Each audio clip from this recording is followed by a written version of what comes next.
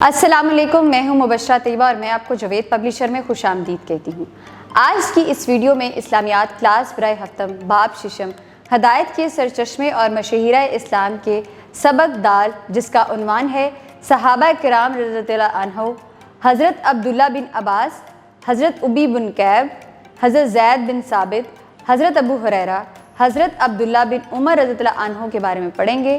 تو چلتے ہیں اپنے سبق کی طرف۔ حاصلات تعلم۔ اس سبق کی تکمیل کے بعد طلبہ اس قابل ہو جائیں گے کہ وہ مذکورہ صحابہ کرام رضی اللہ عنہ کے حالات زندگی و مقام و مرتبہ سے اجمالی طور پر واقف ہو سکیں، مذکورہ صحابہ کرام رضی اللہ عنہ کی امتیازی خصوصیات کے بارے میں جان سکیں، مذکورہ صحابہ کرام رضی اللہ عنہ کے اخلاق و صفات سے واقفیت حاصل کر سکیں، مذکورہ صحابہ کرام رضی اللہ عنہ کی دینی خدمات کا مختصر طور پر جائزہ لے سکیں، ان کی سیرت و کردار کے مختلف پہلوؤں سے سبق حاصل کر کے اپنی زندگی بہتر بنا سکیں۔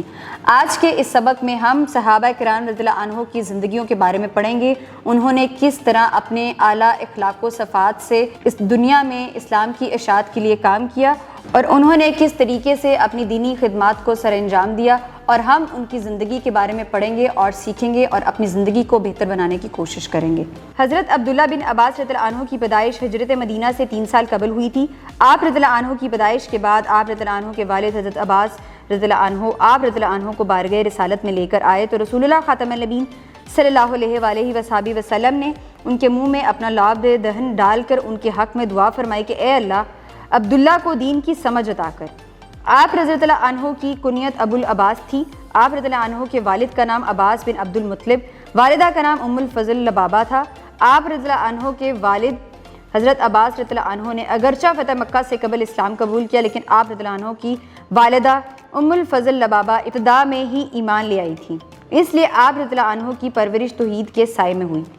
ام المؤمنین حضرت میمونہ رضی اللہ عنہا حضرت عبداللہ بن عباس رضی اللہ عنہ کی خالہ تھی، اس لیے آپ رضی اللہ عنہ کا زیادہ تر وقت ان کے پاس گزرتا تھا، اس لیے انہیں رسول اللہ خاتم النبیین صلی اللہ علیہ وآلہ وصحبہ وسلم کی خدمت گزاری کا موقع ملتا رہتا تھا۔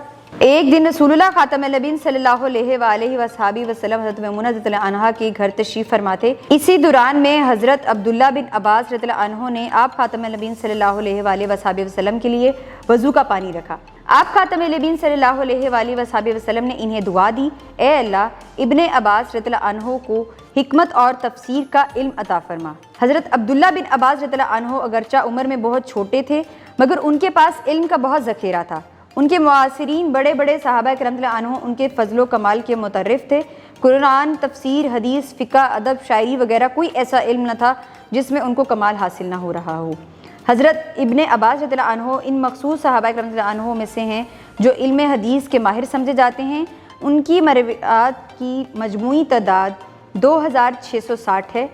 جب صحابہ کرام رضی اللہ عنہ میں رسول اللہ خاتم النبیین صلی اللہ علیہ وآلہ وصحبہ وسلم کی کسی قول و فعل کے بارے میں اختلاف ہوتا تو وہ حضرت ابن عباس رضی اللہ عنہ کی طرف رجوع کرتے تھے۔ معاملہ فہمی اور بہترین رائے میں وہ سب پر فوقیت رکھتے تھے۔